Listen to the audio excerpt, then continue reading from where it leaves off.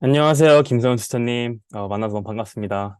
네, 반갑습니다. 네, 오늘 시간 내주셔서 너무 감사드리고요.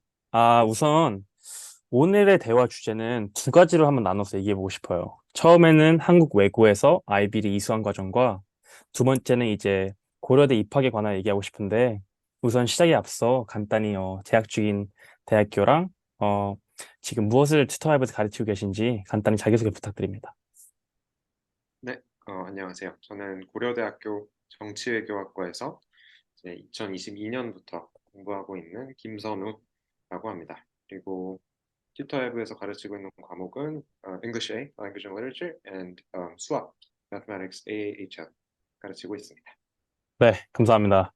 그러면 이제 처음부터 시작할 건데, 먼저 첫 번째 문제는, 먼저 IBU를 외고에서 이수하셨다고 들었는데, 한국 국제학교가 아닌 외고에서 IB 프로그램 하는 거는 흔치 않다고 생각하거든요. 특별히 IB 프로그램을 선택하신 이유와 경험에 대해 잠시 좀 설명 부탁드립니다. 네, 저도 주변에서 IB 한 친구들이나 지인들 많이 만났을 때 외고에서 공부한 케이스는 제가 거의 유일했던 것 같아요. 같이 공부했던 친구들을 제외하고는. 그래서 저는 좀 배경을 설명을 해드리자면 이제 해외에서 살았던 적이 전혀 없고 초등학교랑 중학교는 그냥 평범한 한국 학교를 나왔어요. 근데 네. 졸업했던 선배분들 중에 이제 제가 나온 고등학교 경기외고에서 국제반이라는 게 있다라고 하고 그 소개를 해주신 분이 계셨는데 그때 이제 처음으로 한국 교육과정 말고 아예 다른 게 있구나. 그래서 외고라는 걸 염두를 해두긴 했었는데 그런 옵션이 있는지는 그때 처음 알았던 거죠.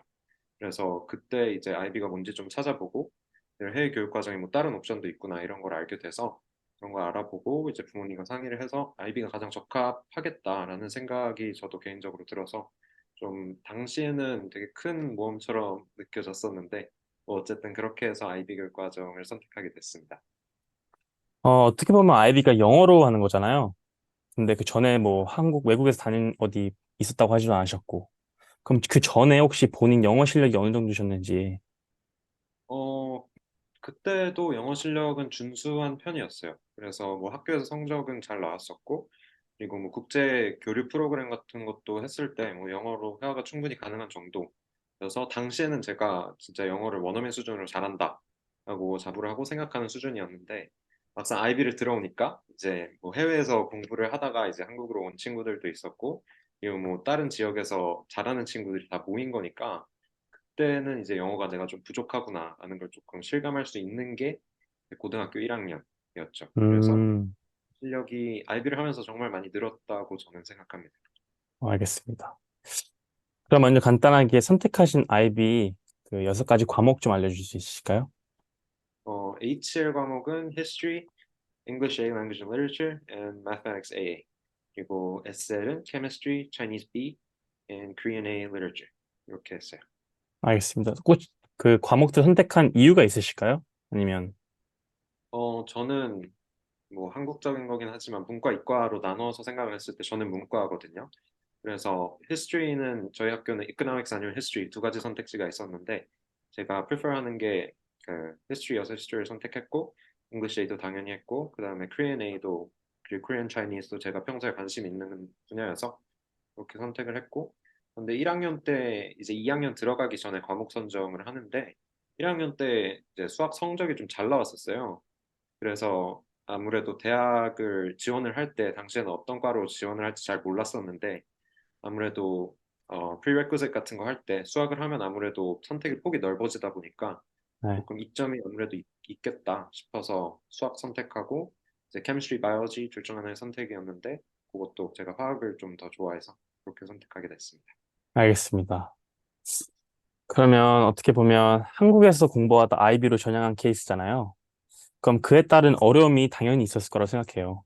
그럼 어떤 어려움이 있었고, 어떻게 극복하셨는지에 대해 간단히 좀 얘기 부탁드립니다. 첫 번째로 가장 좀 어려웠던 거는 공부하는 방식이었던 것 같아요. 왜냐하면 한국 학교는 암기식이 워낙에 많고 그리고 그래서 뭐 역사 같은 과목이나 뭐 그런 거는 무조건 암기해야 하는 과목이다라는 인식이 좀 되게 강했어요. 그래서 제가 히스토리를 선택한 이유도 제가 알던 역사와는 되게 다르게 접근을 하고 훨씬 더 재밌게 느껴서 그렇게 했던 부분도 있었고요. 뭐 과학도 마찬가지고요. 수학 같은 경우도 IB 같은 경우에는 교과서에 나오는 개념 위주로 한 다음에 다른 문제에 충분히 적용시킬 수 있는 그런 난이도라면 한국 같은 경우에는 학원을 최대한 많이 다니고 음, 문제를 최대한 많이 풀어보고 그래야만 이제 시험에 대응을 할 수 있는 방식으로 출제가 돼서 그런 부분은 오히려 좀 반가웠던 부분도 있었어요. 그리고 두 번째로 제가 개인적으로 가장 어려웠던 거 적응하기 시험 방식이 좀 상당히 어려웠습니다. 한국 같은 경우에는 뭐 논술형, 서술형이 조금씩 있다곤 하지만 뭐 수능은 다 객관식이고 대부분의 문제가 중학교에도 그리고 뭐 고등학교에도 객관식으로 나오잖아요. multiple choice question으로. 그래서 공부를 하기에 어떻게 보면 쉽기도 했죠. 중학교에서는 아무래도 생각의 폭이 조금 좁다 보니까. 그래서 IB를 준비하고 뭐 IB 과정을 직접 공부하면서 시험이 전부 에세이다. 그리고 시험지도 문제로 꽉 차 있는 게 아니라 그냥 그 퀘스천 페이퍼를 따로 주고 그냥 한 줄, 두 줄 정도로 질문 있고 1시간 15분 동안 너가 알아서 에세이를 쓰고 논리를 전개해봐라. 음. 라고 하는 게 당시에는 되게 생소했고 뭐 시간 관리를 어떻게 할지, 내용을 어떻게 구성할지 이런 질문들을 해보는 게 처음이라서 당시에는 되게 어렵게 느껴졌어요. 근데 한편으로는 제가 중학교 때부터 되게 관심이 있었던 게 뭐 분석하고 그리고 뭐에 대한 이유를 규명하고 원인을 해석하고 뭐 그런 것들을 제가 당시에는 뭐 자각하지는 못했지만 돌아보면 계속 관심이 있었던 것 같아서 연습과 함께 뭐 영어도 더 그 proficiency가 올라가고 그리고 에세이 구성하는 방법이나 이런 노하우가 차차 생기면서 그런 어려움들은 전부 다 잘 타개해 나갔던 것 같습니다. 어, 네, 감사합니다. 그럼 혹시 한국 외국에서 제가 딱히 아는 게 많이 없어서 한국 외국에서 배우는 IB나 IB랑 이제 또 국제학교나 외국에서 배우는 IB랑 조금 다른 게 있나요? 물론 커리큘럼은 같지만 배우는 방식 같은 부분에서. 네. 커리큘럼은 당연히 같고 그것도 사실 과목마다 조금씩 달랐던 것 같아요. 외고다 보니까 이제 원어민 분들이 가르치시는 이제 과목들도 있었고 한국 선생님들이 그러니까 한국 교육과정을 가르치던 선생님들이 IB를 따로 공부해서 이제 가르치는 그런 음, 케이스가 있었는데 제 경우에는 수학이 그랬거든요. 수학이랑 국어. 그래서 그거 같은 경우에는 진짜 한국식으로 해석한 IB 같은 느낌이라는 게 좀 강했어요. 그래서 뭐 개념을 설명하거나 뭐 IA 같은 거를 쓸 때도 이제 좀 본인의 좀 호기심이라든지 궁금증 같은 거에서 자연스럽게 시작을 해서 가는 게 가장 뭐 소위 말해서 아이디어한 IA를 쓰는 방식인데 그런 게 많이 장려되는 상황은 아니었다고 저는 생각해요. 음, 선생님도 열정은 있으셨지만 그래서 좀 한국적으로 해석된 과목들이 몇 개 있었다라는 거가 이제 가르치는 방식에서 조금의 차이라고 볼 수 있을 것 같고요. 그리고 가장 사실 외고라서 컸던 거는 학교의 그런 분위기 그런 게 가장 달랐을 것 같아요. 왜냐하면 IB는 사실 파이널만 딱 잘 보면 되는 그런 교육 과정이잖아요. 물론 프로젝트도 있고 그렇긴 하지만. 근데 한국 같은 그 외고 같은 경우에는 한국 내신이 거듭해서 적용이 됐어요. 음, 그래서 평가가 학기마다 계속 이렇게 나오는 그래서 트랙토리 자체가 보이는 그런 교육 과정이었거든요. 그리고 학생 수가 상당히 적다 보니까 이제 제가 했던 케미스트리 SL 같은 경우는 학생 수가 4명이었어요. 그래서 뭐 거기서 1등을 해도 한국 내신으로는 뭐 3등급으로 환산이 되는 그런 좀 경우들이 있어서 네, 그런 성적에 대한 부담감이 조금 더 했고 그리고 한국 학교에서 좀 쉽게 더 관찰될 수 있는 그런 경쟁심, 좀 라이벌리 같은 것도 조금씩 있었고 그래서 이제 가르침 받는 것보다는 오히려 공부하는 분위기가 조금 다르지 않나 저는 생각합니다. 이런 부분들은 이제 곧 외국에서 공부하실 분들이 되게 유익하게 생각하실 것 같고요. 자, 다음 질문은, IB나 수능을 둘 중에 하나를 고민하는 학생들 대상으로 하는 질문이에요. 한국 외고에서 IB를 공부하는 것이 다른 학교나 교육 방식에 비해 어떤 장점이 있다고 생각하세요? 장점은 사실 IB 뭐 경험담을 많이 들어보셨겠지만 IB가 힘들긴 하죠. 힘들기는 합니다. 근데 대학교에 오고 나서 특히나 한국교육과정, 저 같은 경우에는 한국교육과정에서 공부를 했던 친구들이랑 또 비교를 할 수가 있다 보니까 느끼는 건데 확실히 도움이 많이 되더라고요. 왜냐하면 대학교 같은 경우에는 IB랑 비슷하게 에세이 방식으로 시험을 치르다 보니까 그런 점에서 좀 IB에서 대비를 했던 게 오히려 도움이 많이 되는 경우도 있고 우리 IB 시험이 대학교 시험보다 쉬운 경우도 저는 있었습니다. 경영 수업 같은 경우에는. 그래서 수능과 IB를 공부하시는 걸 선택의 기로에 놓이셨다면 본인의 공부를 하는 그런 선호하는 방식 같은 거에 대해서 다시 한번 제대로 생각을 해보시고 결정을 하는 게 좋을 것 같아요. 만약에 내가 단순하게 암기에 정말 재능이 있고 객관식 문제 같은 거를 푸는데 좀 마음이 편하고 확실하게 답이 나오는 게 나는 좀 낫다라고 생각을 하시다면 좀 힘들겠지만 수능을 택하는 것도 저는 괜찮은 방법이라고 생각하고요. 그런데 IB 같은 경우에는 내가 글 쓰는 거 좋아하고 분석하는 거 좋아하고 좀 내 논리를 전개해 나가는 걸 좋아하고 그리고 조금 본인이 자율적으로 해야 되는 부분이 많긴 하지만 그 과정에서 성장하는 내 자신을 나중에 돌아봤을 때 느껴보고 싶다라고 하시면 저는 IB를 그래도 적극 추천하는 편입니다. 물론 힘들다는 거를 강조를 하긴 하지만 그래서 뭐 그런 점들 염두를 하고 잘 고려해서 좋은 선택을 내리시면 될 것 같습니다. 그러면 선우님께서는 개인적인 질문으로는 어떤 걸 더 선호하세요? IB 아니면 수능? 저는 IB를 선호합니다. 왜냐하면 중학교 때도 제가 항상 객관식 시험을 볼 때 꼭 한두 개씩 틀렸었어요.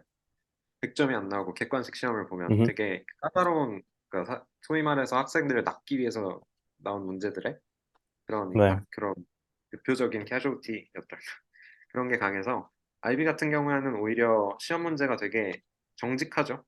네, 정직한데 정직하죠. 얼마나 잘 답변하느냐에 따라서 점수를 따가는 시스템이기 때문에 그리고 그런 게 저는 마음이 더 편했던 것 같아요. 그리고 수능이랑 IB랑 좀 결정적인 차이점이 시험 그 파이널 듀레이션인데 수능은 하루에 끝나니까 이렇게 명운이 하루에 걸린 좀 그리고 1교시를 망치면 한 번에 이제 domino 이펙트로 무너지는 그런 경향이 있는데 IB는 오히려 반대로 시험 기간이 상당히 길죠. 한 3주 정도. 그래서 그것도 본인이 선호하는 거에 따라서 좀 갈릴 것 같습니다. 알겠습니다. 네, 감사합니다. 그리고 네. 이제는 고려대 입학에 관하여 넘어가고 싶어요. 아무래도 저희 고려대가 이제 서울에서 탑이니까 저희가 이 부분에 관하여 많은 학생들이 궁금할 것 같아요. 그래서 고려대는 입학 과정이 어떻게 이루어져 있나요? 고려대학교는 저 같은 경우에는 계열 적합형으로 지원을 했어요. 왜냐하면 수능을 보지 않았고 수능 최저 기준이 없는 그 지원 루트가 몇 가지 없는데 저는 그중에서 계열 적합형을 선택해서 그거대로 설명을 드리겠습니다. 그래서 고려대 같은 경우는 자소서가 없어요. 그래서 한국교육과정에서 받은 그 내신 그리고 생활기록부 그거를 보고 1차로 한 5배수 정도로 선발을 한다고 알고 있어요. 그래서 이제 면접으로 2차 면접을 보게 되고 제가 알기로는 성적 그러니까 생기부가 60% 그러니까 60% 그리고 면접 점수가 40% 이런 식으로 진행이 됩니다. 그리고 면접 같은 경우에는 길게 제시문을 줘요.